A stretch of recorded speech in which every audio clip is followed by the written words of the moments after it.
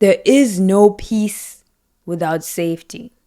If there's something in your life that is making you feel unsafe, that needs to be taken care of before you can truly know what peace is.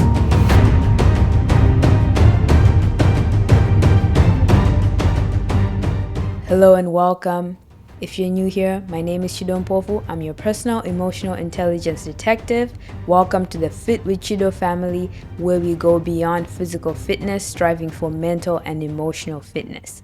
Today, we are going to talk about our two pillars in this community, which is peace and safety. What is peace? What is safety? How can you tell when something brings you peace or when it disturbs your peace? When are you safe? When are you not safe? Who are safe people? Who are unsafe people?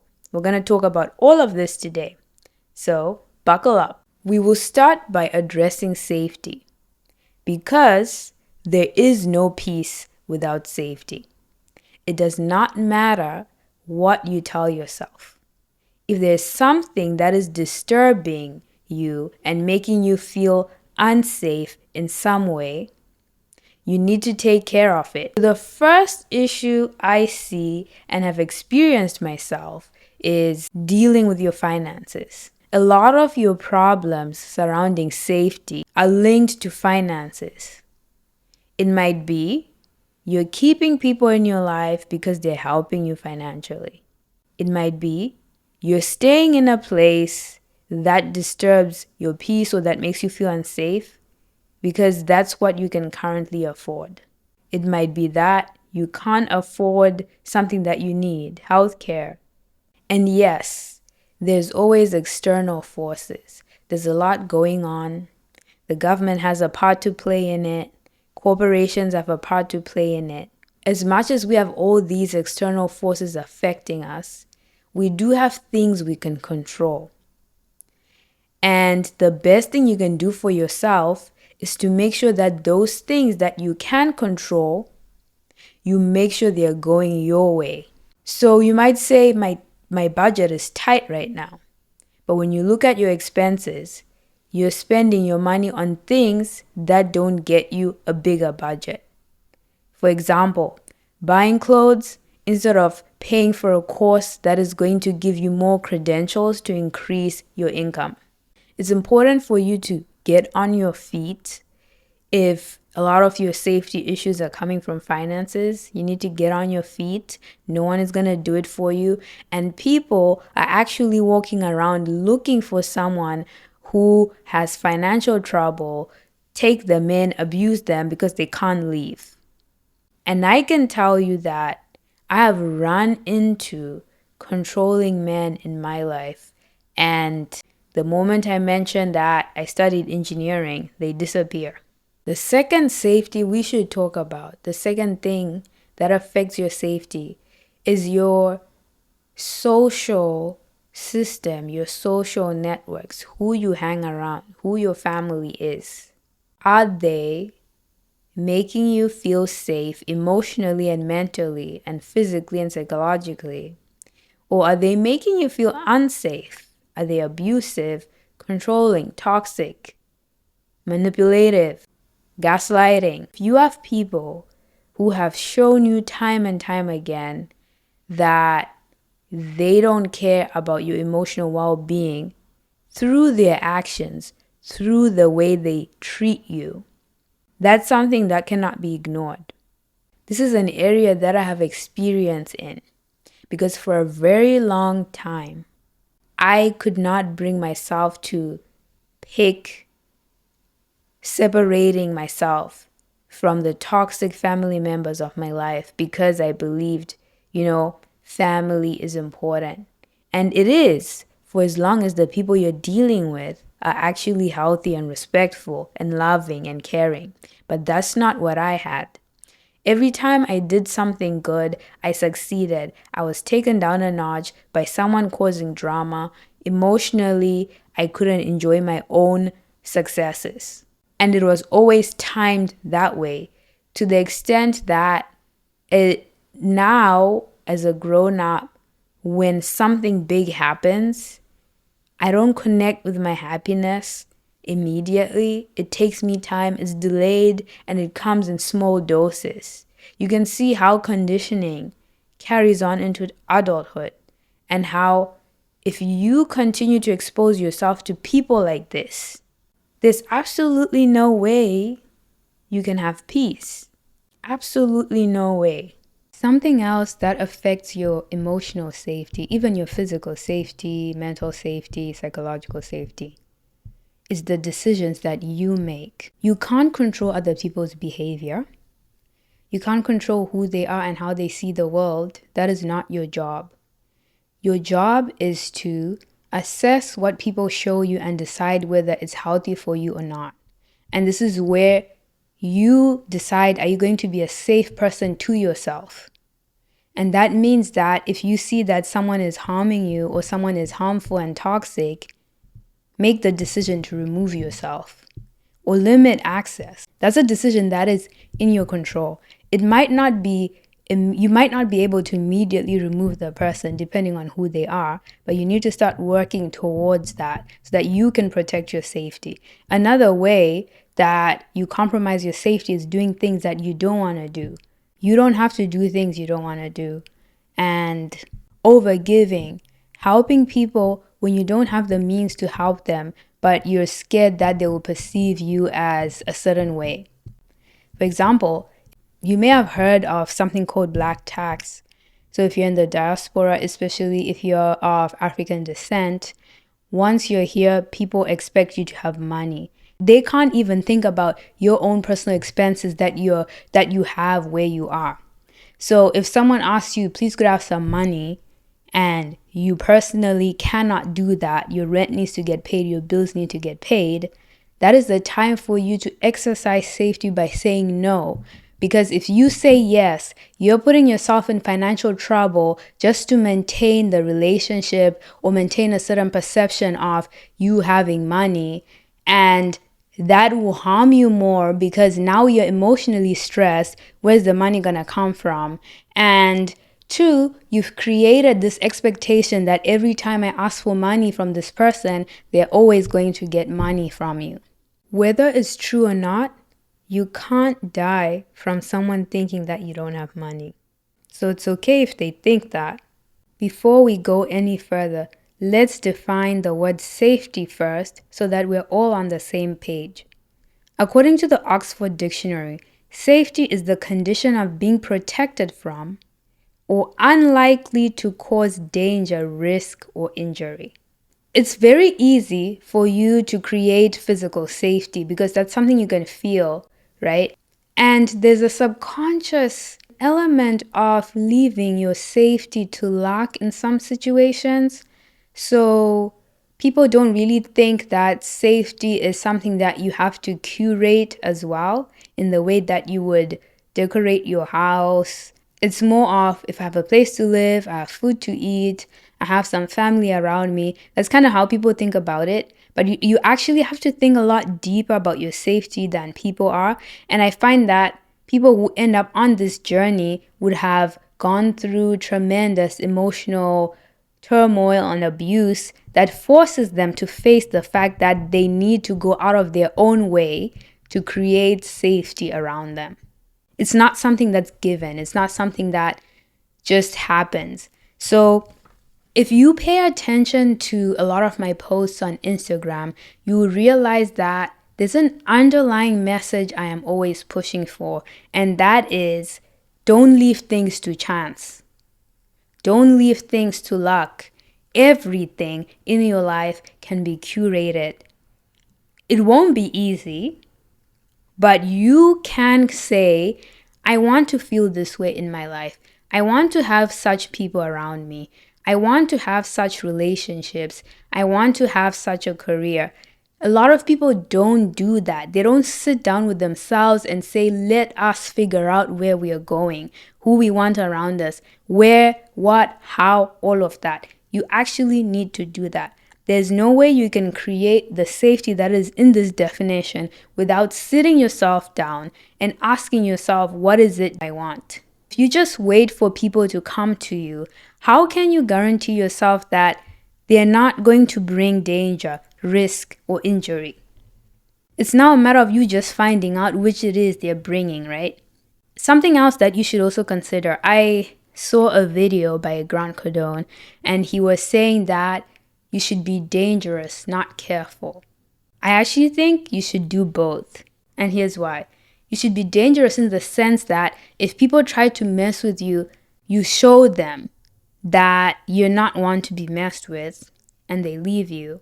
But you should also be careful in the sense that you're watching people and making sure that you're not allowing snakes around you. Now let's move on to safe and unsafe people. There's a few things I want to point out to you before we go deep into this. When people exhibit unsafe behaviors, it's because of two reasons. One, it's situational. The second one is it's a mindset. And if you can categorize someone's behavior that way, you can understand whether this is an unsafe person or someone who's just unsafe to you specifically. Why it's important to make this distinction is this. Some people will see someone who's unsafe to them but safe to someone else and use the fact that they are safe to someone else to conclude that this person is safe to them. And that's where a lot of problems start. There's some people that are safe to you but unsafe to other people and vice versa. And then there are people who are unsafe to everybody. And how you can differentiate these two groups is by asking yourself, is this unsafe behavior they're exhibiting due to a mindset they have which makes them completely unsafe to everyone? Or is it a situational thing? So let me give you an example. If someone doesn't like you for whatever reason, they are unsafe to you because people who don't like you will not care about your safety. They're unsafe to you, but to someone else who they like, they're safe to that person. Someone who's abusive, however, is unsafe to everybody, even the people that they like and treat well. Because abusive people have a mindset, and that mindset is this. I've said this on Instagram a lot. They believe this. This is the abuser's manifesto. I have a right to terrorize you, and if you don't allow me to terrorize you, I'll still terrorize you by ruining your reputation. And this stems from seeing people as possessions. Abusive people collect partners, they even collect friends, but with friends, they don't take it too personally. And this is why when a survivor retaliates to an abusive person, the abusive person starts to act like a victim. They don't realize that the person retaliated because of their behavior. It's because they think like this. So if you learn to pick up, is this person acting this way because that's their mindset, or is this situational? That can tell you, is this person safe in general, or they're just unsafe to some people and safe to some people? In any case, someone who is unsafe to you, you don't care whether they're safe to someone else. You only care about how you feel. Are they going to cause danger to you? Are they going to cause injury? Are they going to bring risk into your life? Safety also matters in friendships, especially when you're dealing with people who have bad reputations, because they can bring risk into your life. If someone has messed with a lot of people, hurt a lot of people, and you still befriend them, know that wherever you go, people who know of that other person's reputation are going to think you are like that. And that can stand in the way of you receiving opportunities, you having business partners. Some people will not want to work with you just because of associating with someone. And so being selective about who you allow around you is not just about how they make you feel. It's also about how they affect your opportunities and what sort of mindsets they're bringing when you're hanging around them. Another example of someone who could be safe to someone else but unsafe to you is if they envy you. Envy is quite an interesting emotion because for someone to envy something, they're fixating on it. It's different from jealousy. Everyone feels jealous at some point. It's what you do about it that matters. If you keep fixating on it and start to focus on the person or the thing you're jealous of, it turns into envy. And the subconscious thought there becomes, I should have that. Some people even take it as far as thinking that person shouldn't have that. And these people tend to become unsafe to you because they don't think you're deserving. Whether they saw you toiling, sweating, bleeding, they don't care. What they care about is, I want this. And the surprising thing is they are unwilling to put in the work. They just want what you have. Envy in a person who is not self-aware, even a self-aware person, can turn into them wanting to harm you. Another example of people who are unsafe, and this one, I'm still thinking a little bit about whether these people are flat right, unsafe, or it's situational. It's people who overgive. They say yes when they mean no. They give you things that they shouldn't be giving you. They leave themselves in compromising situations to help you. And I can understand in some situations you love someone, you care about them. So you sacrifice and you help them, right? But there's a group of people who, and I obviously can't speak for their intentions. Like, why are they doing this? Is it just so that the other person thinks they're nice and helpful, or is it something deeper? But this always turns into resentment because nobody else is overgiving like that. Other people are gonna say no. So if you're overgiving and saying yes when you mean no, that makes you unsafe.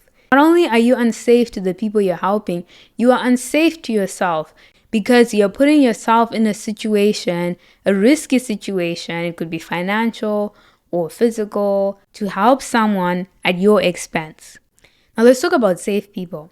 Safe people are people who are okay with you setting boundaries with them and they respect them. Safe people have empathy towards you. They understand you. They're compassionate towards you. I was reading Priscilla the Queenmaker's book, The 5 Components of Love.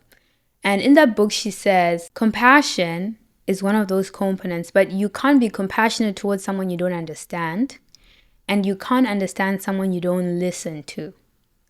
Safe people listen to you when you speak, and therefore they will hear you when you share how you feel, regardless of how it makes them feel.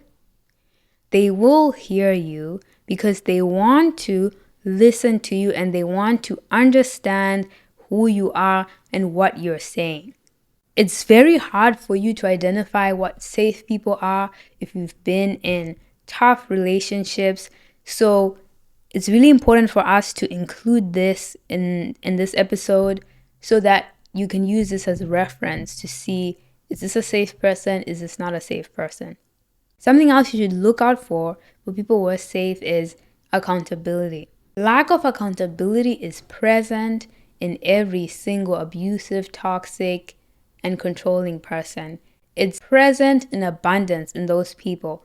So anyone who lacks accountability, even for themselves, and this is the easiest way for you to know, if someone can't take accountability of their own personal failures, what makes you think they're going to take accountability of hurting you or how they're making you feel? I'm sure you've seen this quote somewhere. It says, people who care about you care about how they make you feel. I'm taking a long pause here because I want that to sink in. People who care about you care about how they make you feel. If someone says something to you that hurts your feelings, and let's say it's a trigger and they didn't realize it, that's one thing, right? But if someone is consistently saying things to harm you, undermining you, telling you that you won't amount to anything, telling you that your dreams are unimportant, telling you that the way you look, something is wrong with the way you look, do they care about how they make you feel, or they're just saying what they want because they want to say it? If someone comes to you telling you, oh, you fail, don't do this. If someone isn't listening to you when you're speaking, if someone isn't respecting your boundaries, do they care? Answer that question. Let's talk about peace. The Oxford Dictionary for peace is freedom from disturbance, tranquility. So when you hear this definition, it's easy to say, well, that's not how life is. There will always be disturbances or things going on, right? That is true. The question is, when you look at your day-to-day life, do you feel bounded to the toxicity that is going on? Do you feel bounded to drama? Can you separate your concept of self from those things? Because if you can't, then you don't have peace. Yes, you're going to have inconveniences. It's a part of life. It could be illness, it could be things at work, it could be relationship conflict, normal things of life. The question that you must ask yourself is there separation between you and these inconveniences? Or you feel like you have no way of separating yourself from it. You're bound to it. So you see why it's really important for you to deal with your safety first. Because if you don't do that, a lot of the issues you have, let's say you have emotional safety concerns, you have toxic people around you. If you don't deal with that, then you're bound to that existence in perpetuity until you deal with that emotional disturbance. That toxicity that is coming from relationships is stuck to you. You carry it everywhere you go. And the issue with that is the way you do one thing is how you do everything. So if you are not dealing with your safety issues in one area, it's going to translate to other areas of your life. You're just going to feel like you're always stuck. You always have to have inconveniences, when in actual fact, it's one area of your life that is creating a domino effect. Now you're stuck with whatever it is following you everywhere you go. You can't have peace until you deal with your safety, and you can't have peace until you separate yourself from drama and chaos, such that the only inconveniences you face is just normal things in life, normal day-to-day things, being annoyed when you're driving at work, the occasional conflict that happens when people have difference of opinion or differences in something. That stuff is normal. Let's end here. There's a lot to think about. The first thing we spoke about is the importance of safety and how there is no peace without safety. We also spoke about how a lot of safety issues can be linked to finances. There's emotional safety, physical safety, safe and unsafe people, how to create peace in your life. In the next episode, there's one topic on not repeating patterns that I didn't address in the first two episodes that I want to go to, and that is disassociation and how that impacts your ability to learn lessons from trauma or any negative experiences. So we'll be talking about that. Thank you so much for joining me. Be sure to hit the subscribe button and the bell so that you get notifications. My name is Chidon Pofu. I'm your personal emotional intelligence detective, always keeping it real. See you next time.